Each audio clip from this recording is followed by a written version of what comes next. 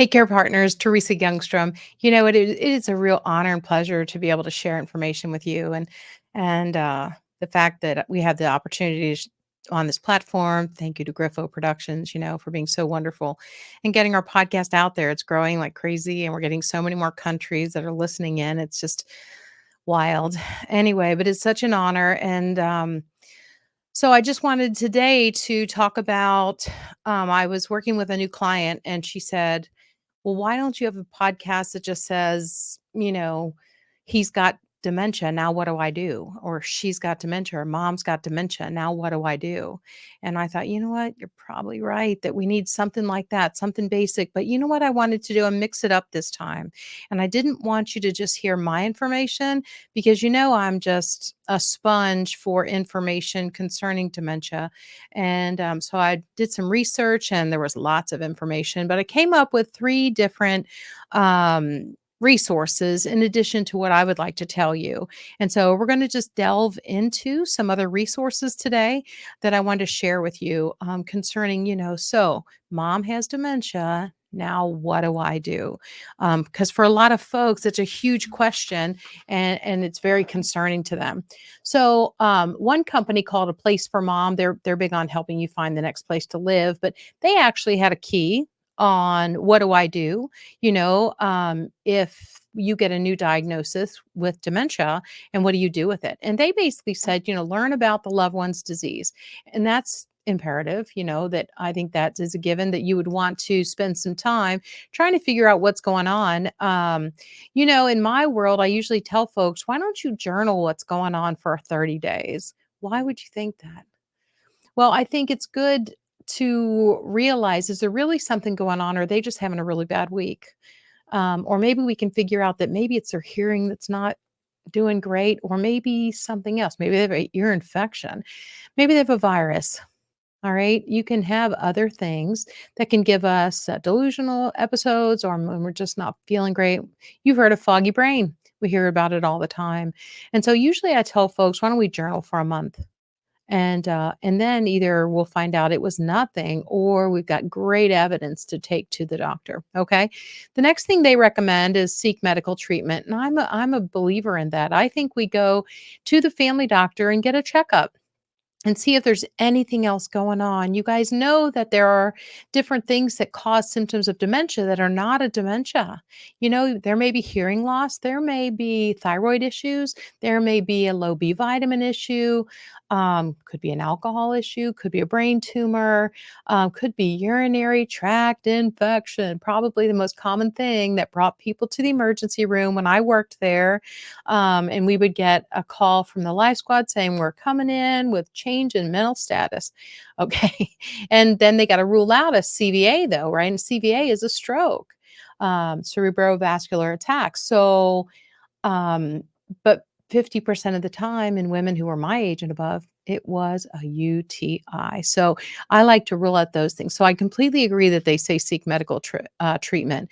Understand the dementia behaviors. Well, you know me, I've got a whole new take on behaviors because you know what? I'm having a behavior right now. I'm kind of excited to be with you. I had a behavior over the weekend when my refrigerator died. I guess I had a behavior. We have behaviors because we have emotions. It's just that when someone living with brain change, maybe it's because they can't get to their words and they're hollering maybe the emergency words, which typically are not pretty words. And we label that with they're having a behavior.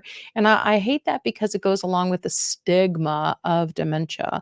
And so I want to be able to communicate with this person. I don't like to just jump to behaviors, but that's okay. Understand dementia behaviors. I just want you to understand why they do what they do. This is still a great list. I'm not beating up the list. I'm just saying I'm a dementia specialist, and but I found great information here too. Find support for yourself as well, and that's an absolute star there. That you have got to take care of yourself in this. Going it alone is not a good recipe. You are going to eventually bring in help, or they're going to go somewhere, or both. All right. Because this is tough caring for someone. Listen, you start this and, usually people don't get symptoms until they're over 60, 65, or at least we don't diagnose them until then. Maybe they have had symptoms earlier, but we don't diagnose them until then. And then, oh my goodness, we're thrown into figuring out how to care for this person. I like to compare it to when you're having your babies. Fortunately, they sleep a lot in the beginning. They eat, they need their diaper changed, and they sleep a lot. And we get to learn about taking care of babies and then taking care of toddlers and taking care of, young children and teenagers. And it's a great process. But we're getting thrown in and they're acting off. They're sometimes being difficult with us. And as this would say, having behaviors. And if you don't know more about it than that, then that's why it gets labeled as behaviors. So anticipate that they may not accept the dementia diagnosis. Well, you and I know why, because I talk about it all the time, that some people have awareness and some people don't have awareness. Some people can't see their own disease, or they may see it in the morning. Honey, I'm not. I need your help. But then in the evening, it's get out of my blankety blank house. I need to go home. And they are home. All right. And so you can have bigger challenges like that. That anosognosia that kicks in, the additional diagnosis where someone can't see their disease. Go back and watch season 1, episode 18, if you need to know more about anosognosia and why they do what they do when they don't have awareness. They literally, honestly cannot see the deficit. They cannot see the dementia and they think it's all your fault. And I have people tell me all the time they're in denial and they're manipulative and all that silliness. It's not. They're acting as well as they can with what they have left. And that's where we got to love them along. We got to join them on the journey right there. Okay, make the home a safe place. Great advice. Make the home a safe place. We need to know if they're exit seeking. Are they going to? Is there a security alarm? Are there bells on the doorknobs? What's there? Are there cameras? What's there to help keep them safe? Are the knives put away just in case? Do we have guns around that are accessible? What do we do? Do we need to disable the car? How do we make the home safe? Do we have products that are maybe medicines for animals? Or I had a woman make herself a tall glass of a Miracle Grow, the green stuff that you put on your plants. Looked like Kool-Aid. All right. So how do we make our house safe? That's an excellent one. Engage in fun activities with your loved one. Great. Figure out what they love to do and let's do it. Let's see how we can join them on this journey. TIPA talks about they need different things. They're going to need activity. They're going to need rest. They're going to need productivity. They're going to need downtime as much as they have uptime. And then, but they need sleep, they need good nutrition. And so we got to have a balance in all of that, which means we can't just park them in front of the TV and we can't keep throwing them in the car and dragging them everywhere we go. It's not going to work well. So let's rethink that. It says assess safety on the road. So I'm assuming that means, are they safe to still drive? So we can figure that out. There are a lot of companies that will do driving tests for people who have brain change. Okay, they're willing to do that. Organize financial and legal matters. Absolutely. Do we have the powers of attorney in place? Do we have the beneficiaries set up right? Do we have living wills? Are they a full code? Are they, is there some type of limited schedule of requests in that? They used to just call them DNRs, but now we have POLST and MOLST and all kinds of different criteria. People can choose from not just, do you want them to rescue you or not, do CPR or not, intubate or not, but you can choose whether you want IVs, feeding tubes, fluids. I mean, you can choose all different kinds of things, pain medicine, and we're evolving into a good place with that. Okay, so I do like that. And then last thing they talk about is plan for the future, because like I said, in my world, we have to bring in help. And we'll eventually, we eventually will bring in more and more help as they decline, or they'll go somewhere. And you need to know your plan B. You've heard me talk about that before. So there was another great article I came up with, and this was from the National Institute on Aging. And I just thought this was really great. I'm going to put on the cheaters here just because. A diagnosis of Alzheimer's disease can be difficult, but getting accurate information and support can help you know what to expect, what to do next. So they give us a great checklist. Okay. Okay. So it says, just go ahead and learn about Alzheimer's disease. Start there. Let's learn about whatever disease that they have. So this is assuming we already have a diagnosis. All right. Get regular medical care. So getting into a routine of seeing the physician is a good thing, or maybe you've had that. Starting that can be tough. So if you have someone who hasn't been to the doctor in a long time, they aren't always willing to start going to the doctor.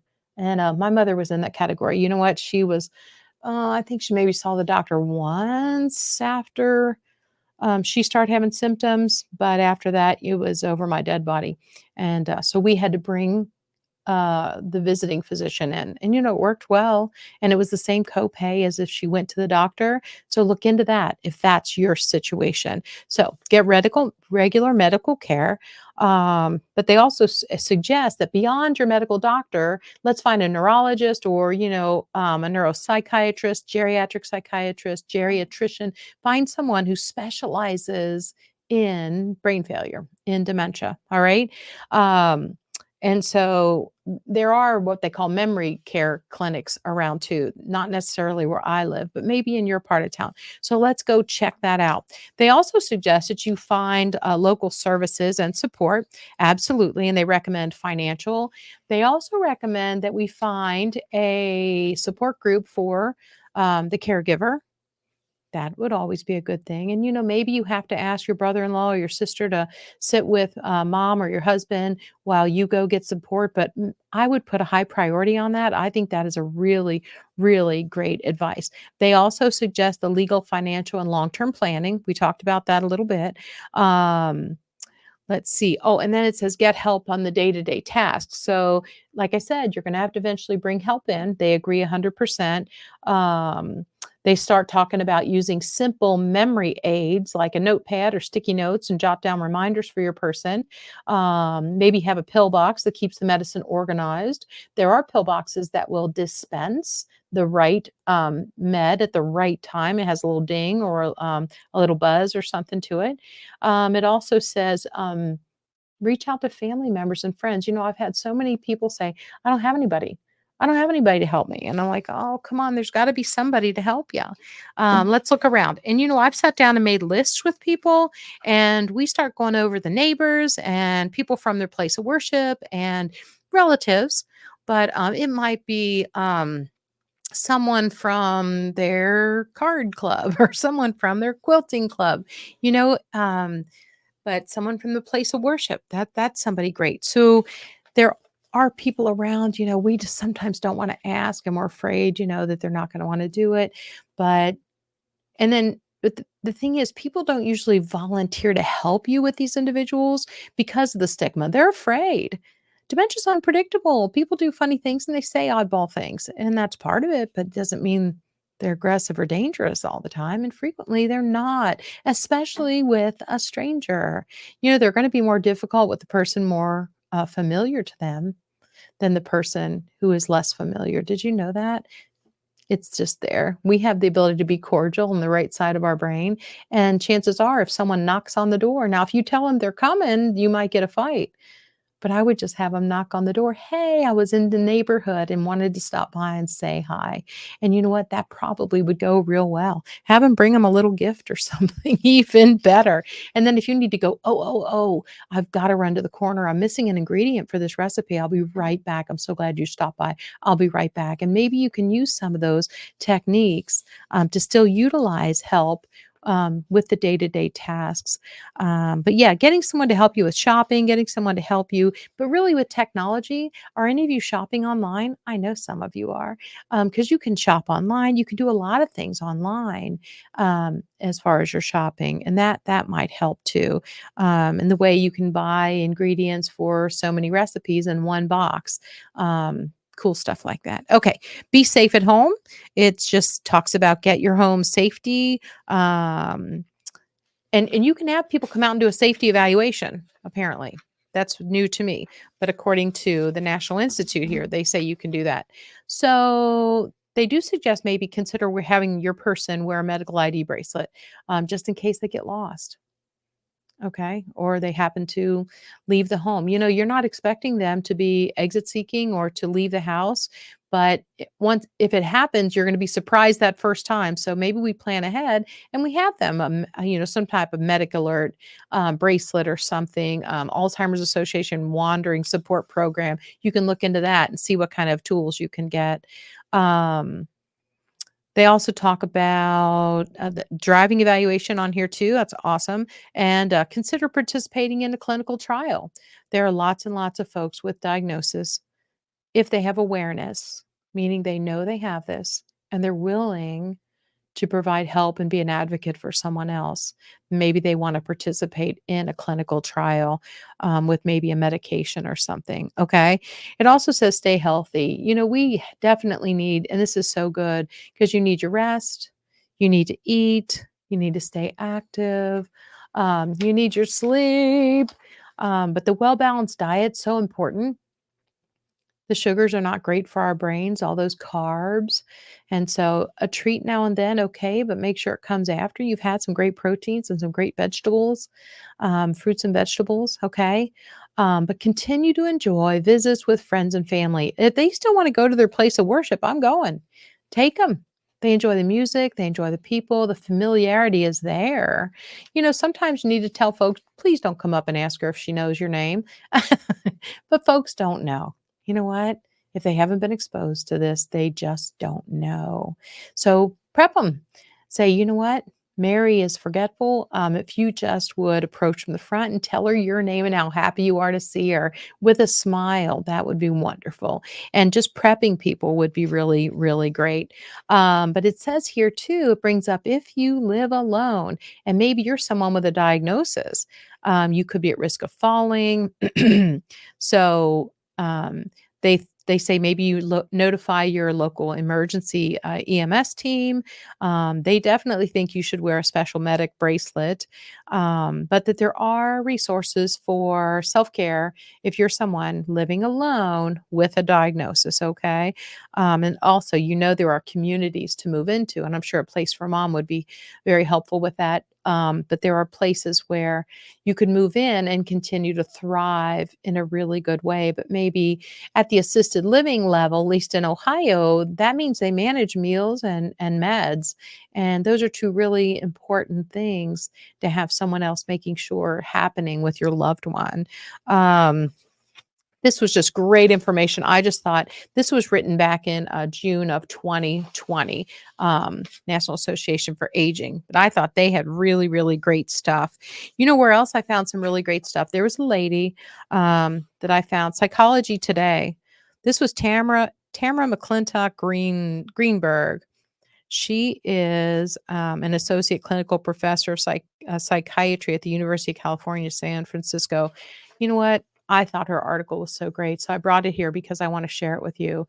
So she said, when your parent has dementia, first of all, she talks about witnessing dementia in a parent is one of the hardest things we face as adults. And she's absolutely right. We see our former caretakers become dependent and disabled, and often over a long period of time.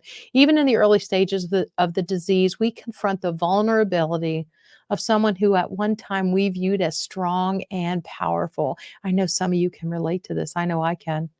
The emotional consequence for the adult children can seem endless and overwhelming. She said, whether we are a direct caregiver or not, there's a constant worry and preoccupation. When will mom get worse? Is dad yelling at the nurse aides again? When should we think about memory care? Additionally, one of the most unique aspects of human relationships is that we hold them in mind and assume they are thinking of us as well. When a parent starts to forget, one of the things we may wonder is how much longer will we remain in their mind? How long will they remember us? After all, parents are supposed to worry about us, not the other way around. And I run into a lot of children of parents with memory loss who frequently are coming in. Do you remember my name? Do you remember my name? My kids are Nick, Jessica, and Julia. Do you remember my kids? And I just don't want you to do that. It's okay if you want to give information, but please don't come in questioning. Teepa says we approach from the front. We have a smile on our face. Notify your face you're happy to be there. Let your body language be calm. Tone and body language. Mayo Clinic says that's so important. and then approach from the front. Don't touch them until they recognize you or give you permission to touch them. And then how great if you can pay a compliment first thing instead of saying, "Don't you touch that." "Well, why are you doing that?" "Why won't you have you showered today?" "Okay." I know we get tired and I know we get short on patience when we're doing this day in and day out. If you're at that point, guys, it is definitely time to bring in help. Okay. Because maybe you're not as therapeutic for that person. Maybe you're not as helpful for that person as you want to be. And maybe it'd be better if the role switched a little bit and someone else was doing some of those tasks and you were maybe able to be the daughter again or the spouse again. Okay, and not be the caregiver. Just saying, I know it can be so hard, so hard. Let's see. Elders currently living with dementia are part of a generation in which emotions are not generally discussed. That's right. So, I grew up early. I was born early 60s, and I come from a generation of, get over it, get on with it, buck up, and certainly mental health wasn't talked about at all. And it's amazing today how much better we are with all of that. But you might be caring for a parent, and talking about their emotions and talking about their bathroom habits, absolute taboo. That's just you just shouldn't go there. And so that can be a huge challenge. Me being a nurse, I get a little bit of leeway on that. I've seen everything, I've helped people do everything, and none of that really is stops me. And I have a way to come in there with a kind voice and tone and be able to ask them about, have you changed your brief today? Is there any products we need to get for you for whatever? And can be able to talk to people. But for some, there's no way. I had a wife tell me one time, when it gets to the toileting thing, I'm out and he's going somewhere. And I guess I'm just happy she knew her boundary. But it if y- but most elderly people now, um, were raised in a time where we really didn't discuss our emotions very much, okay? And as a result, some adult children of people with dementia may not have felt close with their parents, even in homes where they felt taken care of. Maybe their father worked all the time. Perhaps their mother was well intended but overwhelmed in her role of taking care of all the children.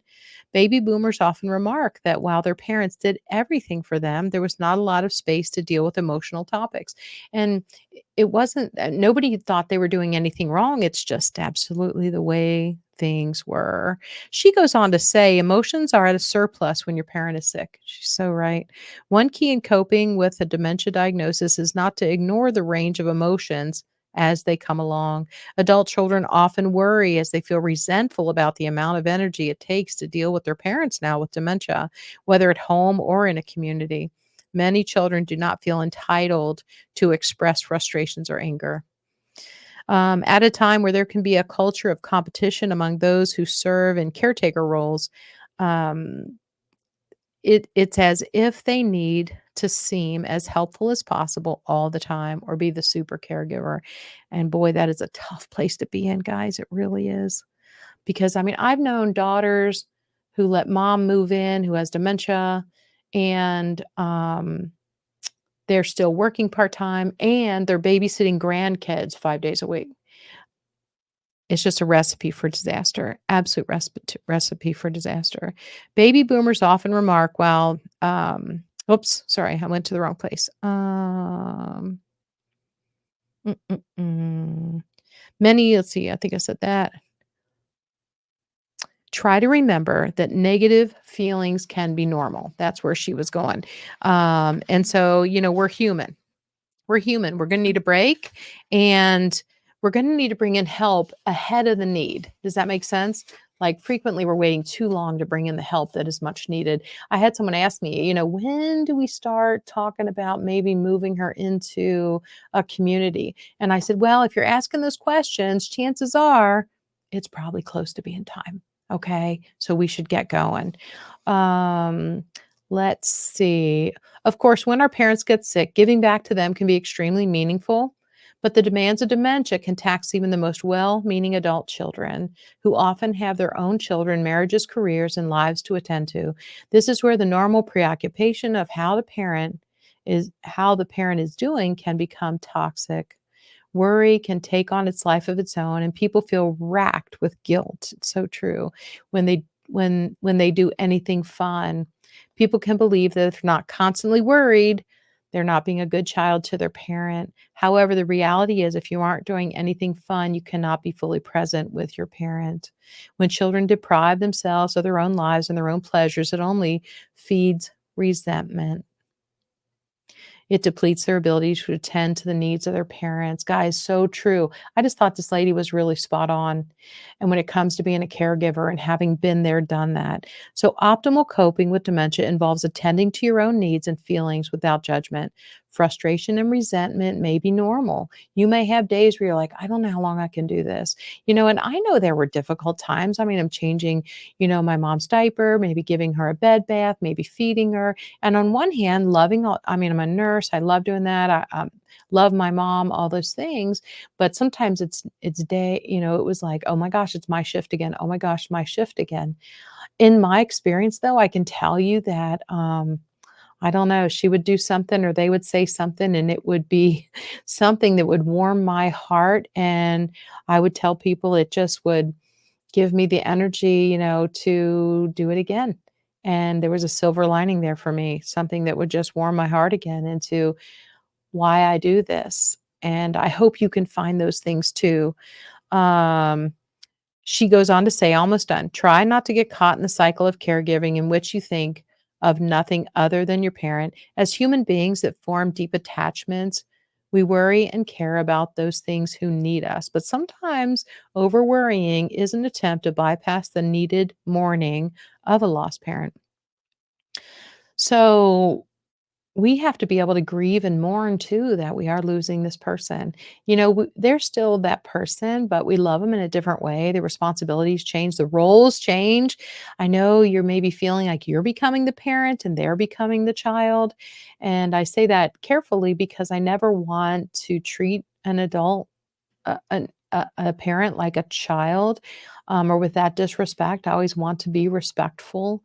But at the same time, their needs are changing and they require more and more supervision and more help getting things done, even with hygiene. Or when's the last time they went to the bathroom, or how much did they eat today, and have they had their nap today? So, it says we all want to feel that our parents love us more than anything. The disabilities associated with dementia are cruel reminders that our parents won't be around forever to hold us in mind and to make us feel special too. We definitely have to change that role. But occasionally, I tell you what, I would just be doing something there with my mom and she would look at me and say, "You're very special to me." And it was like out of nowhere. And I'm telling you, that's what would charge my batteries to stay in there and keep doing it. Now, if you're not one to give personal hygiene and things, no worries. We're not all wired for everything. Maybe you're the one who's managing the caregivers, hiring, firing, and scheduling. Awesome. But try and still have a great relationship. The relationship to me is the most important thing, okay? The disabilities associated with, I already read that. The painful reality is one that can haunt us if we don't pay attention to it. Okay, so we do need to be grieving. We do need to have reality. They won't be here forever. And I want to tell you that remember that this is a season because sometimes we can get so overwhelmed with this never going to end, but it really is a season. Um, as they decline and require that much extra help, um, they're getting close to the end. It doesn't go on like that forever and ever. Okay. Self care also involves the stuff you already know: set limits, ask for help, talk to others who get it. Additionally, exercise is the most powerful behavioral treatment for depression, anxiety, and stress. So make sure you're getting some exercise. The importance of exercise cannot be overstated, she said, but it's often the first thing to go with busy adult children. Remember the advice we get every time we're on the plane. Put on your own oxygen mask first and then help others. Again, this was Tamara McClintock Greenberg. Um, and she is an associate clinical professor of psychiatry at the University of California. Fabulous. I thought she was really, really spot on and gave great insight. And back to just my ABCs of what to do when you get the diagnosis. Um, so you got the diagnosis, you journaled, symptoms stayed, you went to the doctor. Okay, you got the diagnosis. And so it's just so important we establish good routines, we have good hygiene, think about great sleep.